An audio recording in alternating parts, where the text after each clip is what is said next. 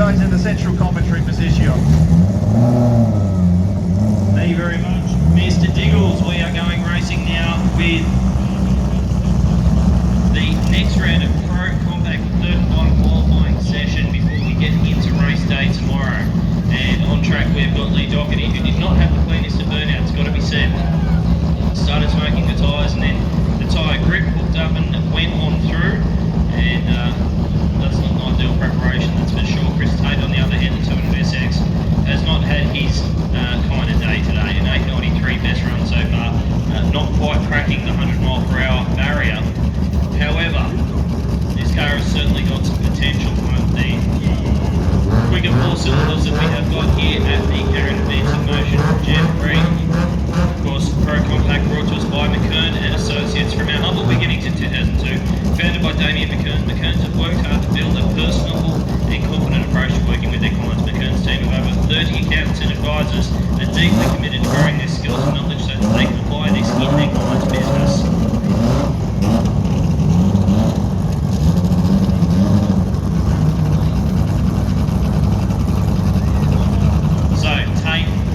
Speed flow lane, left of screen. Lee Doherty, the MX-5. Been getting progressively smokier and smokier as the day goes on with this car. Sun's starting to play factor into the driver. In the left-hand lane, looking directly into the second.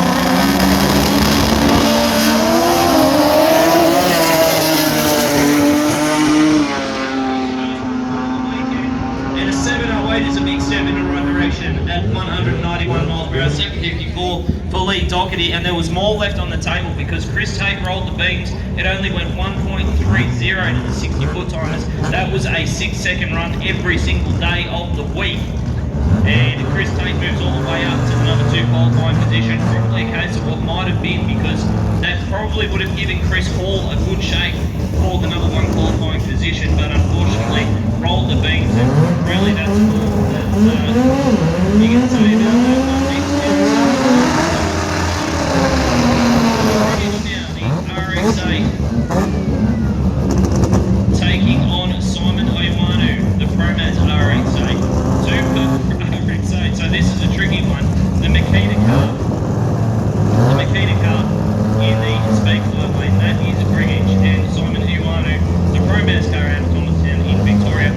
Hi, Mr. Diggles, have you got your breath back, sir? I think you just got to hit that button at the top, don't you?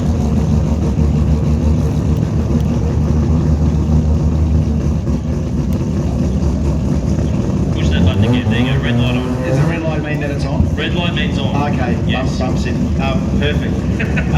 Yeah, we're a little bit exhausted. It's a bit hot out there, as we talked about 25 minutes ago when I was last out there, hitting balls with all my energy. That one went 6 and out, that one actually. I sent the red one, it went through the top railing and out into the pit, so apologies to the person that copped the red rubber ball to the head. Digsby ball. He went up to the counter with lucky ball, went trenched in his forehead. So we got 2 prizes, so we got double vision. But he's okay now. Greenwich and Ionu, so same workshop cars.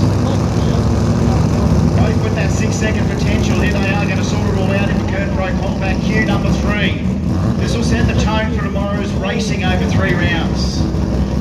This is one that's going to count, something you might fight with tomorrow.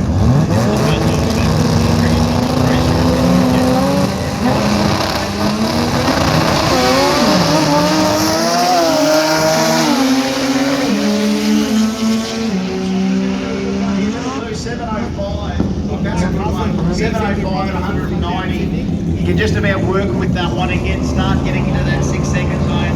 The car is about 4/10 quicker in previous performances, but that'll do right now. 103, I think, in the 60. That is enough, that's a good settler. But guess what? The next one, it is RX3 time, both sides. Benny Palmer from Daisy Hilary, Queensland, and Peter, born to do this, Rahim El Chevo. Of course, the unofficial nickname that I think he got when he went to the United States.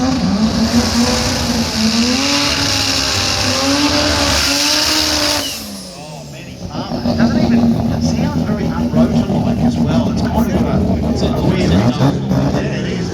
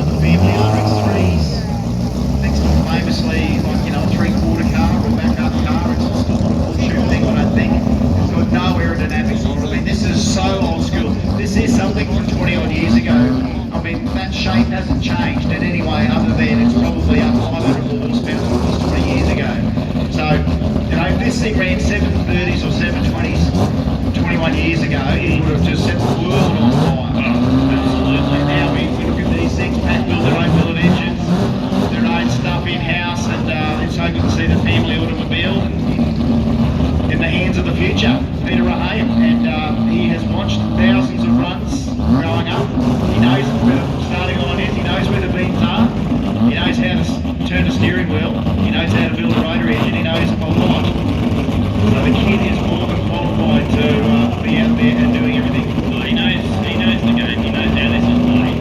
He's taking on Ben Palmer. Daisy Johnny, RX are on the other side of the racetrack, the red car. Only best run of a 10:24. I think there's more left than that.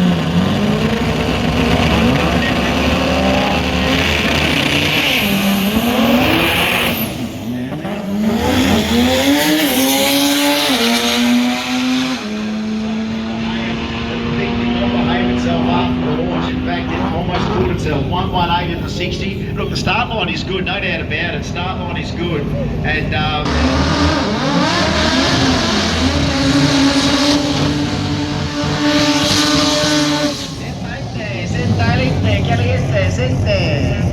sorry, mate. Big road of burnouts brings out the.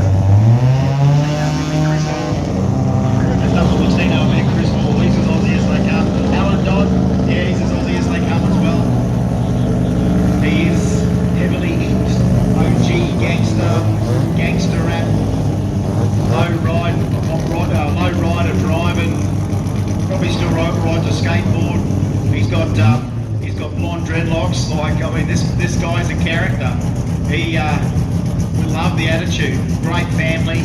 He was a former boxer as a kid. He was a very good boxer as a kid. And guess what? His 15-year-old Marley's got a few belts already. Really? So 15-year-old Marley can go.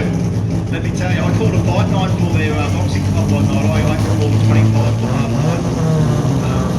25 by fight night. From the sideline. Like, he didn't have to get in the ring. But just watching. I don't think his boy fought that night. But just watching even kids, like 10-year-old girls, boxing each other. Like, you know, I want to be in by them. So Dozzie's got that early boxer mentality there, you know, where he ducks and weaves, and he's going to try and send one down here. What up, G? Against Chris Hall, number 1 against number 8.5. Curtin Sage gets no contact.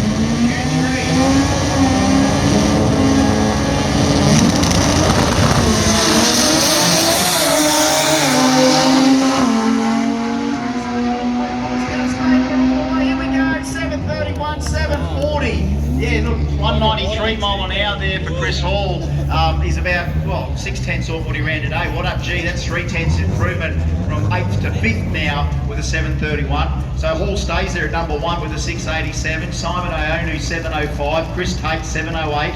Peter Ahayam 7:24. Alan Dodd 7:31. Sam Kiprios 7:34. Lee Doherty 7:40. Jurgen Fuscopo 7:57. Benny Palmer 8:75. And Tony Grigich the Ghost 11:65. That's our top 10 so far. There's some real tight punchings there, and that's first 8. Find that last couple of tenths of the performance we know they've got. Watch out, folks. We are going to see margins in the thousands of seconds on a Pro Tree. And as we said, in this class, there's a lot more clutch pedals in this class. Not a lot of torque converters in this. This is mainly, predominantly, other than Lee, of course, with this. He can still race well. But there's guys with clutch pedals in here. 3RZ on board here for Kiprios with the 5-speed clutchless gearbox.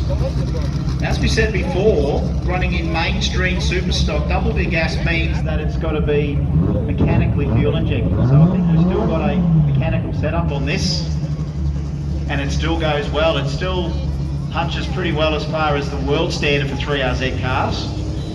And of course, the whole world watches. If you look at Pal Thebrew TV, the YouTube channel, he's always at Salinas Dragway, where Starlets, basically Starlets and Corollas, and not so many RX3s per se, but Datsuns are just everywhere. I mean, if there was a sister nation to Australia, it's going to be Puerto Rico, because they're racing with a lot of the same stuff. Starlets are very, very, very common in Puerto Rico. Of course, they got this model in Puerto Rico. We never got it, which is a pity, because these are a lovely little car. Well, we've got the Corolla, the KE10 wasn't enough.